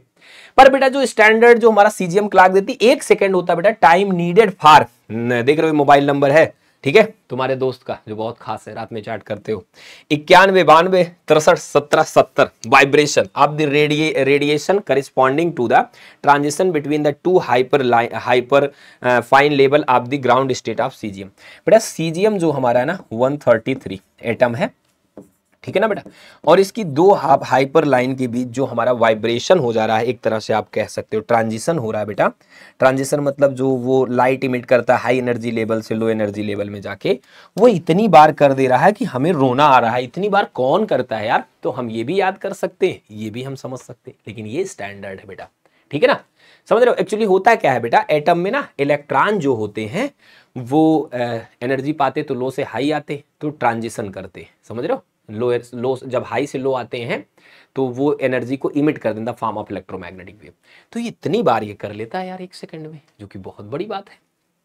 अब प्यारे बच्चों, यहाँ पे ना आपसे कुछ न्यूमेरिकल की अगर मैं बात करूं बच्चों, तो आप देखो यहाँ पे कुछ न्यूमेरिकल है, बहुत बेसिक सॉल्व्ड है।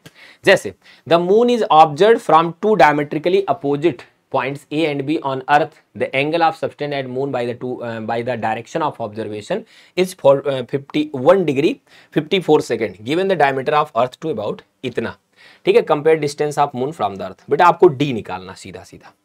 अब अगर डी निकालना, पहले आप थीटा कर लो बेटा। देखो थीटा 1 डिग्री और 54 सेकंड है बच्चों, तो 1 डिग्री में 60 सेकंड होता, कुल ऐड करोगे तो 114 सेकंड हो जाएगा।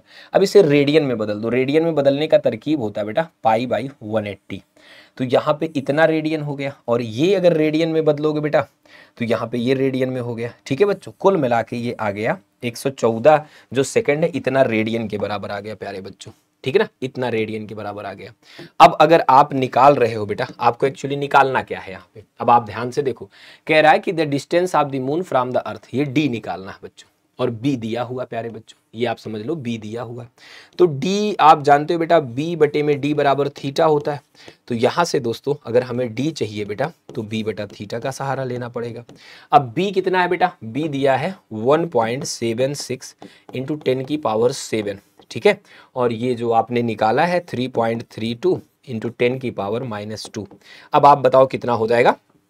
तो बच्चों यहां से लगभग डबल जाएगा, 6 दूनी 12, 7 दूनी 14, 1 13, 1 2 3, ठीक है बेटा। तो लगभग ये डबल बार चला जा रहा है ना बच्चों, 1/2 आ गया, और वो चला गया तो 9 हो गया। तो 1/2 इंटू 10 की पावर 9, ठीक है मेरे प्यारे बच्चों।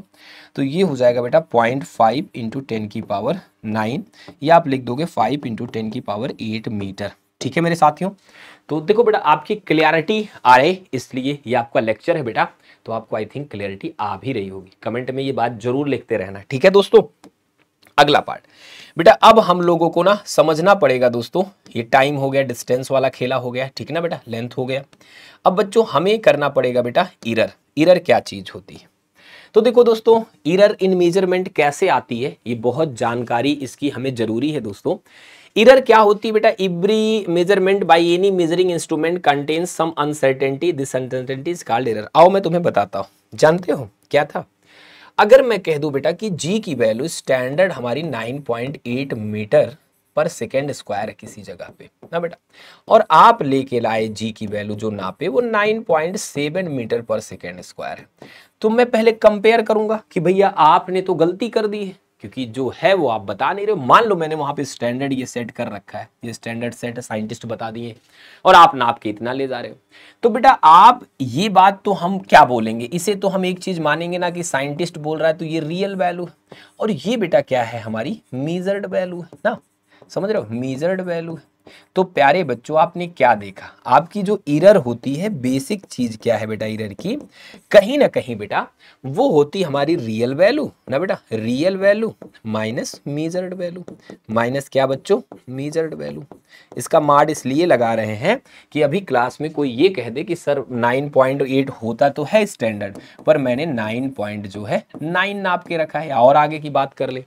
हो सकता है कि है तो ये रियल, पर कोई बच्चा अगर ये कहे कि मैंने इतना मेजर किया है, ठीक है ना, मेजर किया है, तो मैं कहूंगा कि भाई इसमें से ये घटाओगे माइनस में आएगा, तो मैग्नीट्यूड हम यहाँ पे कंसीडर करते हैं कि real value minus measured value को हम इरर नाम देते हैं। क्लियर है बच्चों?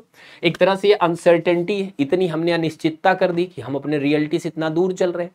जैसे कायदे से तो आपका सिलेबस कंप्लीट होना चाहिए, पर ठीक है गलती हुई है, हम उसको कवर कर रहे हैं, आप उसको, हम और आप मिलकर उसको कवर कर रहे हैं बच्चों, ठीक है।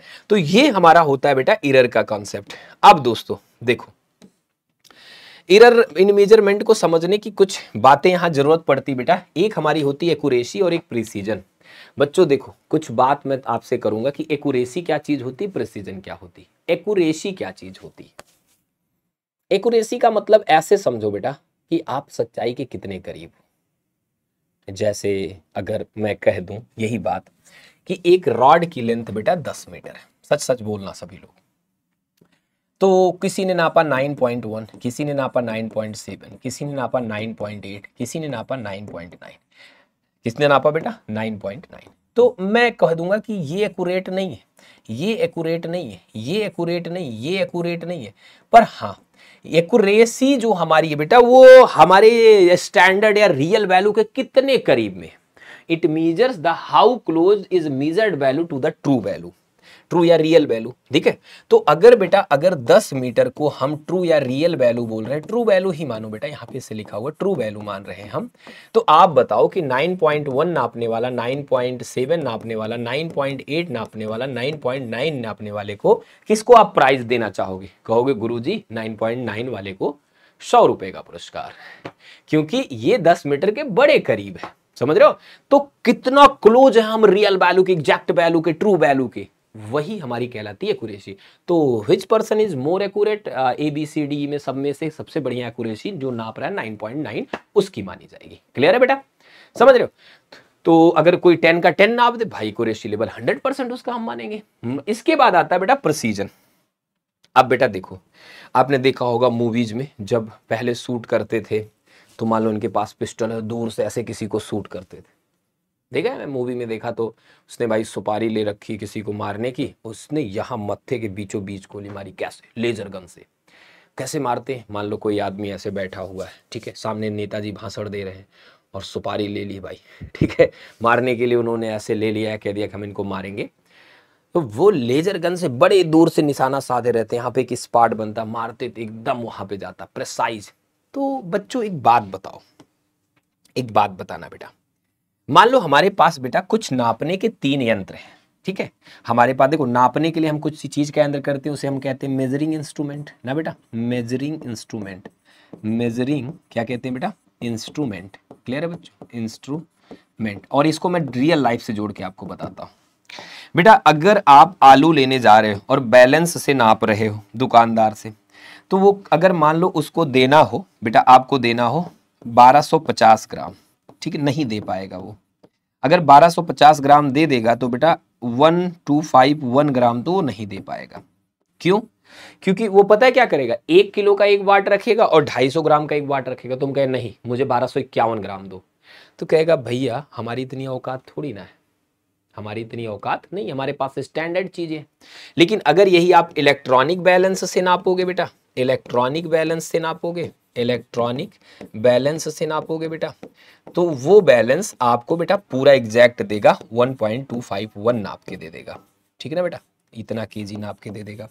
सर आप बताना क्या चाह रहे हैं प्रिसीजन में? मैं बताना चाह रहा हूं बेटा कि मान लो कि अगर हमारे पास 3 यंत्र है, एक नापता है 1.251 नाप दे रहा है, एक नाप पा रहा है 1.2, 2 डिजिट तक, या ऐसे समझ लो 25 तक, 1 ग्राम यहाँ पे गलती होगा, समझ रहे हो? एक नाप रहा बेटा 1.2, तो मैं कहूंगा कि यार ये बेटर है मेरे लिए, उसके बाद ये, उसके बाद ये। ABC में बेटा मैं बेटर किसे समझूंगा? मैं कह दूंगा कि सबसे प्रिसाइज ये वाला है, फिर B वाला, फिर C वाला, क्योंकि वो डेसिमल के 3 डिजिट तक जाके हमारा जो है एक्यूरेसी दे रहा है, और ये हमारा सिर्फ 2 डिजिट तक है। इसमें गलती होने के चांसेस बहुत ज्यादा, एरर के चांसेस बहुत ज्यादा है, और इसकी तो बात ही नहीं करेंगे भाई, 1 डिजिट तक दे रहा है। ठीक है, तो बेटा ये जो मैं आपको बता रहा हूं ये हमारी स्टैंडर्ड बातें। अब बच्चों यहां पे एरर इन मेजरमेंट होता क्या है? ठीक है दोस्तों, ध्यान से देखोगे आप सभी लोग, प्यारे बच्चों, यहां पे अच्छे से मान लो बेटा एक ट्रू लेंथ है और वो है 3.678 सेंटीमीटर। ठीक है, ये कोई लेंथ है हमारी, रॉड है या किसी की, इतनी है ट्रू लेंथ। अब बेटा कोई नपना लेके आए और हमने कैसे नापा इसको जरा देखो। हमने नापा बेटा इंस्ट्रूमेंट से एक नापा, और इसकी रेजोल्यूशन हमारी कितना बेटा 0.1 सेंटीमीटर, ये नापे 3.5 सेंटीमीटर। क्लियर है? तो आप बताओ बेटा कि हमने जो ट्रू लेंथ है क्या हमने ये सही नापा है? कुछ गलती तो हमने करी है भाई, ऐसा तो है नहीं, कुछ गलती हमने करी। हमने दूसरे यंत्र से नापा बेटा, तो ये बता रहा है 3.38, यहाँ पे भी गलती के चांसेस है, यहाँ पे भी देखो क्या है, गलती के चांसेस है। अब बेटा अगर हम यहाँ पे नाप रहे हैं इसकी मदद से, क्लियर है बच्चों, तो अल्टीमेटली बेटा आप इस बात को सीख गए होगे कि जो एरर होती है हमारी वो हमारी कैसे आती है इसके बारे में अब हम चर्चा करने चल रहे हैं प्यारे बच्चों, ठीक है ना। तो देखो जो हमारी एरर होती है बेटा वो कितने तरीके की होती है, ये सारी बात हम यहाँ पे करने चल रहे हैं बेटा। सबसे पहले हम समझते हैं एरर। एरर क्या होती है बेटा, एरर को अगर हमें जानना है तो हम एरर को कैसे जानते हैं बेटा। एरर बराबर होती है, फटाफट आप बताओगे, एरर बराबर होता क्या बेटा, जो हमारी ट्रू वैल्यू होती है ना उसमें से हम घटा देते किसको बेटा, मीजर्ड वैल्यू को। बहुत सिंपल सी बात है, मीजर्ड वैल्यू को हम क्या करते हैं बच्चों, घटा देते हैं। तो ये हमारी बेटा होती एरर। अब बेटा एरर की टाइप जो होती है वो सिस्टमैटिक एरर होती है और रैंडम एरर होती है। इसको एक एक करके मैं आपको बता रहा हूँ। जो हमारी बेटा ये एरर होती है वो दो तरीके की होती है, एक सिस्टमैटिक एरर होती है, एक रैंडम एरर होती है। समझ रहे हो बात को। सिस्टमैटिक एरर क्या होती है और रैंडम एरर क्या होती है, इसको हम समझाने चलते हैं बेटा। सिस्टमैटिक एरर का मतलब होता है error tend to be one direction, either positive और नेगेटिव। तो जैसे आप ये समझने की कोशिश करो कि मान लो हमें 10 मीटर नापना है, किसी ने 10.1 नापा वो भी गलत, किसी ने 9.9 नापा वो भी गलत, ये भी हमारा गलत माना जाएगा, ये भी, ठीक है ना बेटा। यहाँ पे भी बेटा 0.1 की एरर है, ये थोड़ा ज़्यादा नाप रहे हैं, और यहाँ पे भी बेटा पॉइंट की एरर है, थोड़ा कम नाप रहे हैं, ठीक है बच्चों। अब दोस्तों यहाँ पे सिस्टमैटिक एरर आई थिंक आप सारे बच्चे समझ गए होंगे, ठीक है बेटा। अब सिस्टमैटिक एरर का जो सबसे बड़ा सोर्स होता है बेटा वो इंस्ट्रूमेंट होता है। Error tends to be one direction, either positive और नेगेटिव। इसका सोर्स जो होता है बेटा इंस्ट्रूमेंटल एरर होती, मतलब जिससे हम नाप रहे हैं मापक यंत्र से, उसमें त्रुटियां होती हैं, ठीक है बच्चों। तो यहाँ पे दोस्तों हम चलते हैं अगली बात करने, यहाँ पे ध्यान से। अब बेटा सिस्टमैटिक एरर जो हमारी होती है वो कैसे होती है बेटा, can be minimised by improving experimental technique, selecting better instrument. Instrumental error इसमें होती, error due to imperfection in experimental technique, personal error. इसको मैं बताता हूँ, जो हमारे पास बेटा यहाँ पे एरर है उसके क्यों क्या क्या कारण होते हैं, उससे भी एरर का टाइप डिफाइन होता है। तो इंस्ट्रूमेंट में एरर हो सकती है, या जिस टेक्निक से हम नाप रहे हैं उसमें एरर होती है। जैसे अक्सर क्या होता है पता है, जैसे जब स्केल से आप नापते हो ना, अगर ऐसे सामने रख के देखते हो तो आप एरर करते हो, लेकिन ऐसे 90 डिग्री पे देखते हो तो आपके एरर के चांसेस कम होते हैं। तो टेक्निक से भी दिक्कत होती है, पर्सनल एरर भी इसमें आती है बेटा, ठीक है। अब बात आती है रैंडम एरर। बेटा रैंडम एरर क्या होती है, रैंडम एरर आती है बेटा random with respect to sign and size, okay, can be minimised by repeating taking readings. होता है क्या है बेटा, तुम्हें पता है जब लैब में आप 11th क्लास में गए होगे तो अगर आपको कोई लेंथ नापनी ना तो आपको टीचर कहेगा 10 बार नापो, और 10 बार नाप के उसका मीन निकालो। क्यों, क्योंकि हर बार कोई ना कोई एरर होगी, तो आप मैक्सिमम क्लोज पहुंचना चाहते हो तो रिपीट करके मीन ले लो। तो बेटा due to random and unpredictable fluctuation in experimental condition. देखो हम कहते हैं कि मान लो आप कुछ रिवाइज करने गए, हमने कहा एक बार पढ़ो, हो सकता कुछ छूटा हो, 2 बार पढ़ो, हो सकता अभी भी कुछ छूटा हो, 3 बार पढ़ो, अब तुम इतने परफेक्ट हो गए कि जी एडवांस बना ले रहे हो। तो इसका मतलब हो गया हर बार आपसे कुछ एरर हो रही थी, ठीक है ना। तो बेटा यही चीज हमारी क्या है, रैंडम एरर, ठीक है दोस्तों। इसको रैंडम मतलब देखो क्या होता है, यादृच्छिक, और इसको सही करने का तरीका कि हम मैक्सिमम बार एक्सपेरिमेंट को रिपीट करें, बार बार हम रीडिंग ले, और एक टाइम हमारी एग्जैक्ट रीडिंग आएगी, इसलिए हम मीन लेने का काम करते हैं यहाँ पे बेटा, ठीक। अब बच्चों होता है लीस्ट काउंट। क्या आप सारे बच्चों को लीस्ट काउंट पता है?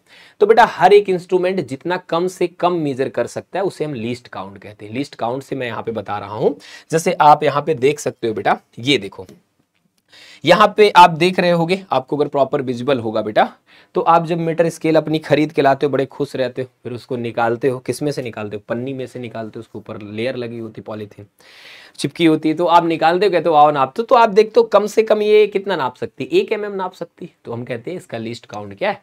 जो भी कोई इंस्ट्रूमेंट है बेटा उसकी लिमिटेशन हो कि मिनिमम कितना नाप सकता है, तो that is called what, least count. Least count मतलब कम से कम काउंट वो क्या कर सकता है। अब बच्चों मैं मानता हूं कि आप मेरे से ये प्रश्न पूछ सकते हो, सर अगर इनके बीच में यहां से इतना क्या होगा, तो मैं भी नहीं बता सकता, तुम भी नहीं। अगर मैं कहूं कि ये क्या है तो कहोगे डिफाइन ही नहीं सर, लाइन ही नहीं डिफाइन है ये। तो ये बेटा इंस्ट्रूमेंट की अलग अलग होती है, समझ रहे हो। इसकी 1 mm लीस्ट काउंट है, और ऐसे ही बेटा वर्नियर कैलिपर्स है और स्क्रू गेज है, उनकी अलग अलग होती है, ठीक है बच्चों। अब देखो अगर मान लो 2.6 सेंटीमीटर नाप रहे हो, अब देखो ये मान लो नापने चले एक रॉड की लेंथ अब पता लगा कि राड की लेंथ ये देखो 1 सेंटीमीटर यहाँ से यहाँ तक हो गई। अब जैसे आगे बढ़े तो ये 1 mm 2 mm 3 mm 4 mm 5 mm यहाँ तक तो 6 गए, तनकी से आगे बढ़ गया, ना 6 बोला जा रहा ना 7। तुमने कहा तनकी बढ़ा दीजिए, भाई बढ़ाओगे क्यों, ना इसे 6 बोल सकते हो ना 7। अब बेटा यहाँ पे जो ये एरर हो रही है हम इसे 2.6 ले या 2.7 ले। तो प्यारे बच्चों यहाँ समझना, smallest value which can be measured by the instrument least count होती, लीस्ट काउंट एरर भी हमारी यहाँ पे हो जाती है बेटा। लीस्ट काउंट एरर हम कितने का नापते हैं। अब इसे कोई बच्चा अगर 2.6 ले रहा तो उसे भी गलत माना जाएगा, 2.7 ले रहा तब भी गलत माना जाएगा। तो लीस्ट काउंट एरर बेटा हमारी कितनी होती, लीस्ट काउंट एरर मतलब जितना कम से कम कोई मेजरिंग इंस्ट्रूमेंट नाप सकता वही हमारी लीस्ट काउंट एरर हो जाती एक तरीके से ना। तो when a measurement falls between two division then error due to approximate measurement made by the observer। तो देखो यहाँ पे पता है, हम अगर मैं ही रहूं तो मैं कह दूंगा बेटा तू 2.7 ले ले, किसी ने कह दिया 2.6 ले लो, पर बात दोनों गलत है। रॉड की लेंथ ना 2.6 है ना ही 2.7 है, तो एरर तो आ गई, कितनी आई, एक mm की आ गई ना बेटा, कितने की आ गई, 1 mm की आ गई। अब बेटा यहां पे ना कैलकुलेशन मिरर, अब बच्चों देखो यहां पे हम देखो कैसे हम एरर की सारी टर्मिनोलॉजी को पढ़ते हैं बेटा। एब्सोल्यूट एरर क्या होती है दोस्तों, तो मेजरमेंट में एरर जो होती है कैसे नापते बेटा, तो the absolute error of the measurement is the difference between measured value and true value, ठीक है ना, वैल्यूज भी टेक्निक। अब बेटा देखो जो हम जितनी बार ऑब्जर्वेशन करते हैं उनका अगर सबका मीन ले लें, ठीक है ना बेटा, जैसे मान लो हमने नापा लंबाई, जितनी बार भी नापा सबको n बार नापा सबका मीन ले लें, तो ये जो ए मीन होता है यही ट्रू वैल्यू हो जाता है बच्चों। और हर बार आप अगर घटाओगे मीन को किस में से जो आप नापे हो, तो इसका अगर आप मीन ले लोगे बेटा तो ये आपका जो हो जाएगा, ये जो आपका यहां पे अगर बेटा मीन लोगे तो ये एरर हो जाएगा। तो ए mean plus minus delta A mean, तो ये आपकी बेटा यहां पे इस तरीके से निकलती है एरर। अब अगली बात आती है बेटा रिलेटिव एरर क्या होती, तो रिलेटिव एरर क्या होती है बेटा, डेल्टा ए मीन बटे में ए mean true value, delta A mean हमारी एरर है। अब इसे मैं अभी एक न्यूमेरिकल कराता हूं तो आपको क्लियर हो जाएगा बच्चों, ठीक है। यहाँ पे आप परसेंटेज एरर क्या होती है बेटा, इसी में 100 का गुणा कर दो तो ये परसेंटेज एरर हो जाती है। अब प्यारे बच्चों यहाँ पे आप एक न्यूमेरिकल करो और समझो। देखो हमने एक बार नापा, मान लो कोई रीडिंग वो इतनी आई 2.63 सेकेंड, सिंपल पेंडुलम का टाइम पीरियड, एक बार 2.56, 2.42, 2.71 और एक बार 2.80। तो बताओ यहाँ पे एरर कितनी है, सारी एरर निकालते हैं। तो बेटा सबसे पहले हम एक्चुअल वैल्यू निकालते हैं, या जो मीन आएगा सबका वो एक्चुअल वैल्यू आ जाएगा, सबको जोड़ा 5 का डिवाइड कर दिया तो एक्चुअल वैल्यू आ गई। अब हर बार मैंने एरर निकाली, भैया पहली बार इतना नापे थे इतनी एक्चुअल वैल्यू है ना, इतनी एक्चुअल वैल्यू, फिर एक बार ये नापे थी एक्चुअल वैल्यू, फिर ये नापे थे एक्चुअल वैल्यू, फिर ये नापे थे एक्चुअल वैल्यू, घटा घटा के हर बार की एरर निकाल दी। अब इस एरर का भी बेटा हमने क्या ले लिया, मीन ले लिया, समझ रहे हो बच्चों, इस एरर का भी हमने क्या ले लिया बेटा, मीन ले लिया। जब मैंने बेटा इस एरर का मीन लिया तो ये एब्सोल्यूट मीन एरर कहलाएगी। देखो एक बार इतनी एरर आई थी, एक बार इतनी, सबको जोड़ लिया बेटा मैग्नीट्यूड, तो हमारे पास कितनी आ गई बेटा, यहाँ पे ये एरर आ गई 0.11 की। अब बेटा ये हमने जिसे एक्चुअल लिया था और इतने की ये एरर हो सकती ज्यादा या कम। रिलेटिव एरर के लिए क्या करेंगे बेटा, ये ऊपर लिख के ये नीचे लिख के डिवाइड कर देंगे और 100 का गुणा कर देंगे तो 4 आ गया, ये परसेंटेज एरर होती है, समझ रहे हो। तो ये जो मैंने तुम्हें टर्मिनोलॉजी बताई सबसे बेसिक्स है, ये क्या है बेटा, सबसे ज्यादा बेसिक है। प्यारे साथियों अगर अगली चर्चा करने चले बेटा तो अगला जो पार्ट हमारा मेजरमेंट का बेटा वो यहाँ पे है बेटा परसेंटेज एरर, ठीक है ना। अब परसेंटेज एरर का जो कॉन्सेप्ट होता है बेटा वो यहां से आता है, या इक्वेशन में जो एरर होती है बच्चों, ठीक है दोस्तों। देखो अगर मैं कहीं पे इस तरह से कोई एक्सप्रेशन देखता हूं z बराबर a की पावर 2, तो रिलेटिव एरर निकलने का तरीका होता है बेटा 2 को यहां कर दो, डेल्टा a बाई a कर दो, यहाँ पे मल्टीप्लाई का साइन है बेटा। अगर ऐसी कोई दिख रहा है, देखो कोई एक्सप्रेशन से अगर हमें एरर निकालनी, मान लो बेटा हमने लिख दिया x बराबर, ठीक ना, a की पावर m b की पावर n, तो बेटा अगर मुझे लेना है डेल्टा x बाई एक्स तो ये बराबर हो जाएगा m delta a by a plus n delta b by b, ठीक है बच्चों। तो यहाँ पे जो डेल्टा x बाई एक्स अगर हम परसेंटेज एरर ले रहे हैं बेटा तो यहाँ पे हम लिख देते हैं delta a by a into का 100 बच्चों, और यहाँ पे देखो साथियों n delta b by b into का 100 प्यारे साथियों, ठीक है। ये परसेंटेज एरर है, ये हमारी कौन सी एरर है बेटा, रिलेटिव एरर निकालने का तरीका, रिलेटिव एरर निकालने का तरीका, क्लियर है। तो यहाँ पे बच्चों इस एक्सप्रेशन को अगर आप फेस कर लोगे, इसे समझ जाओगे दोस्तों, तो आप इस बात को बखूबी समझ जाओगे। अब देखो यहाँ पे ना आ जाते बेटा हम अगले चैप्टर के पार्ट पे जिसको कहते हैं सिग्निफिकेंट फिगर, जो कि बहुत ज्यादा महत्वपूर्ण है। सिग्निफिकेंट फिगर आपको कैलकुलेट करने आना चाहिए कि कितना सिग्निफिकेंट फिगर है। बेटा सिग्निफिकेंट फिगर को अगर हम समझते तो कैसे समझते, जब कोई हमारे सामने कोई डाटा लिखा होता है बेटा, तो हम यहाँ पे करते हैं नॉन रिलायबल और यहाँ अनसर्टेन। तो बेटा देखो जो हमारा यहाँ डेसिमल के बाद है वो अनसर्टेन, पहले हम समझते हैं बेटा। The significant figures are normally those digits in a measurement quantity which are known reliably plus one additional digit is that is uncertain. तो बेटा यहाँ पे रिलायबल जो हमारे पास है वो यहाँ पे ये 3 है और एक अनसर्टेन को हम ले लेते हैं, ठीक है ना। अच्छा इसको हम क्या कहते हैं बेटा, लीस्ट सिग्निफिकेंट डिजिट कहते हैं, लोवेस्ट सिग्निफिकेंट ना, लोएस्ट या लीस्ट सिग्निफिकेंट डिजिट कहते हैं। इसके कुछ रूल्स होते हैं बेटा, इसके रूल के अकॉर्डिंग अगर हम चल रहे हैं बेटा तो आ जाओ बताते हैं हम।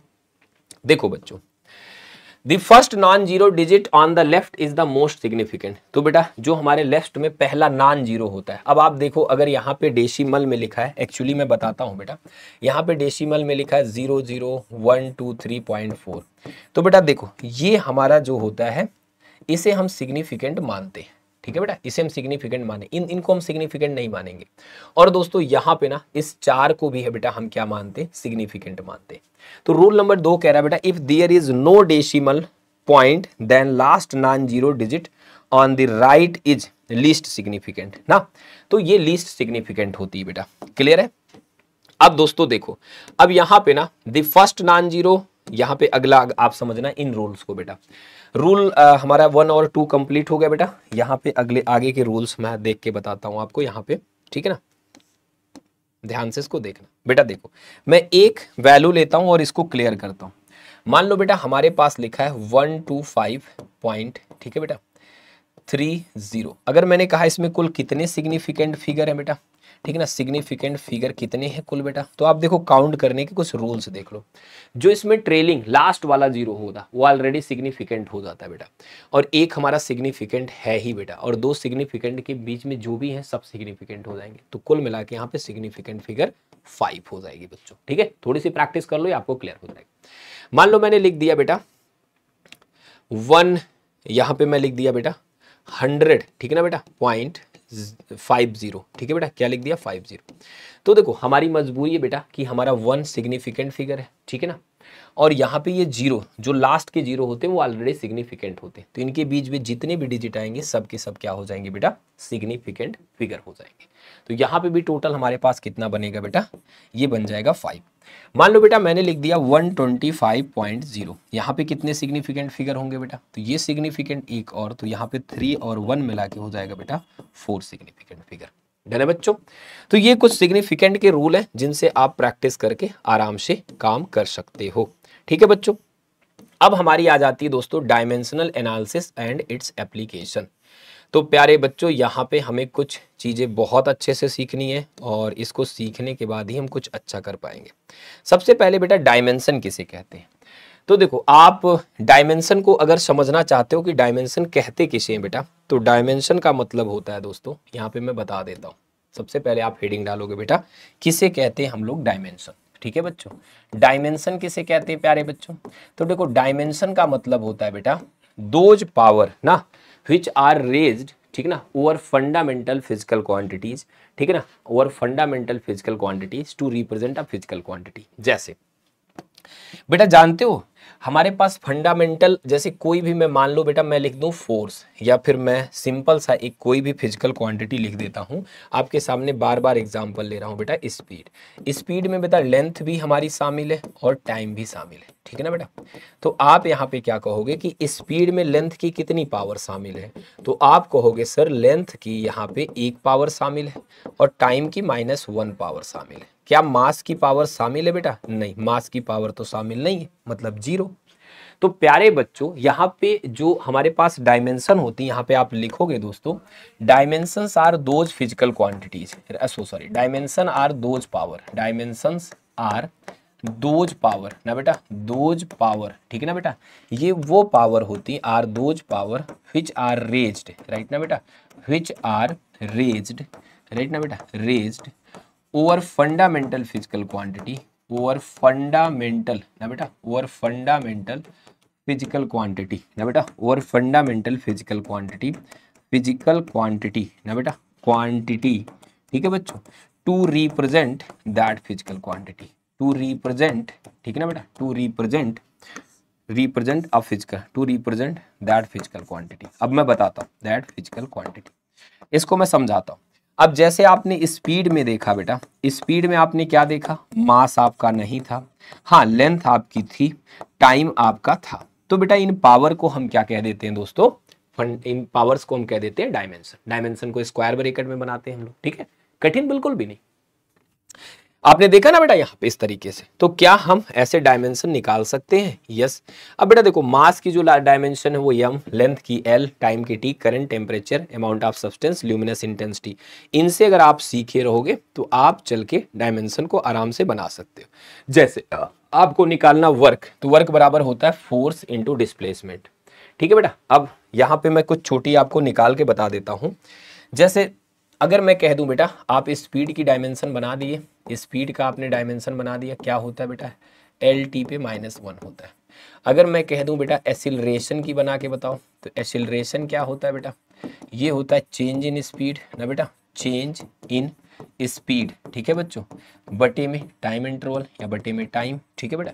चेंज इन स्पीड, स्पीड होगी बेटा इसकी LT -1, और यहाँ पे बेटा टाइम मतलब t, तो ये हो जाएगा इसका LT -2, ठीक है ना। अब इसमें m नहीं है तो कुछ बच्चे ऐसे लिख देंगे m LT -2, क्लियर है बेटा। अगर मैं बात करूं बेटा फोर्स की, तो आप फोर्स को लिखते हो मास इंटू एक्सीलरेशन, क्या लिखते हो बेटा, मास इंटू एक्सीलरेशन ना बेटा, एक्सीलरेशन, ठीक है बेटा, एक्सीलरेशन। अब मास की क्या लिखोगे बेटा m, और एक्सीलरेशन की बच्चों LT -2, LT -2, तो ये हो जाएगा बच्चों MLT -2। अगर मैं लिख दूं बेटा वर्क की निकालो, तो आप वर्क कैसे लिखते हो बेटा, फोर्स ना इंटू गुना डिस्प्लेसमेंट ना बेटा, डिस्प्लेसमेंट डिस्टेंस ही होती है।